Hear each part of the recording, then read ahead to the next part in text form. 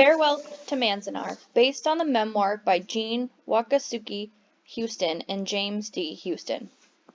Background. During World War II, the United States was at war with Japan. Some American government officials feared that Japanese Americans would secretly help Japan. There was no evidence that this was true. Even so, 120,000 Japanese Americans were removed from their homes by the American military with President Roosevelt's permission. They were sent to internment camps run by the War Department and were forced to remain there until the war ended. In this memoir, co-written with her husband, Jean Wakasuki Houston tells what it was like to live in such camps. When she was 7, she was sent with her family from their home in Los Angeles to an internment camp called Manzanar, located in a desert region of Southern California. Our family had been ordered to move inland. President Roosevelt gave the War Department the right to make people it considered dangerous move away from sensitive areas. There was a lot of talk about internment, being sent to camps and not allowed to leave, being planned for all Japanese Americans. I remember my brothers talking very seriously about how we would keep the family together. They had seen how quickly Papa was taken away. They knew he would not be back for a long time. Mama had just received her first letter from him.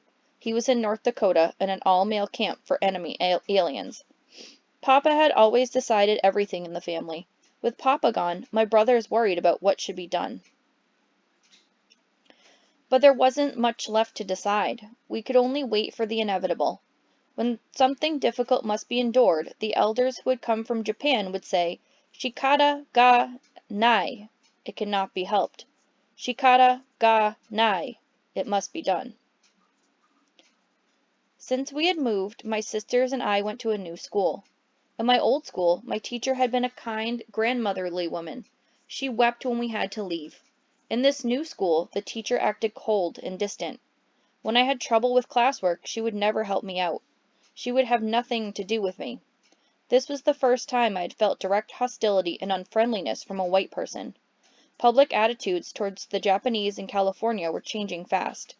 In the first few months of the war, respect for differences had turned to distrust and irrational fear. A month later, we were ordered to move to a camp called Manzanar. We didn't know where it was or what it was. We went because the government ordered us to.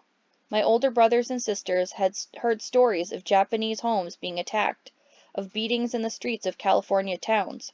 They were as frightened of the white people as the white people were of us. Moving, under what appeared to be government protection, to a safer area did not seem like a bad idea. When the day came, we boarded the bus that would take us there. I smiled at the bus driver. He didn't smile back. He wasn't making friends with anyone. Someone tied a numbered tag to my collar and suitcase. Each family was given an official identification number. I had never traveled very far from home, or even ridden on a bus. I was excited and wanted to look out the window, but for the first few hours the window shades were down. The bus felt very safe to me. Almost half its passengers were my relatives. Mama and my older brothers had been able to keep most of us together on the same bus, headed for the same camp. I didn't know how hard that was. Many families had been split up and suffered for months while they tried to arrange transfers from one camp to another. We rode all day. By the time we got there, the shades were up. I saw a yellow swirl across a red sun. It sounded like rain was falling on the bus. It wasn't rain. It was a wild cloud of dust and sand blown up by the wind. We drove past a barbed wire fence and through a gate. I could see rows of barracks that seemed to spread for miles across the desert plain. A crowd waited to see which friends or relatives might be on this bus. As we approached, they moved towards us hopefully, but inside the bus no one moved. No one waved or spoke. They just stared at the windows silently. I didn't understand this. Hadn't we finally arrived? Our whole family still together? I opened a window and yelled happily, "Hey! This whole bus is full of Wakasukis!"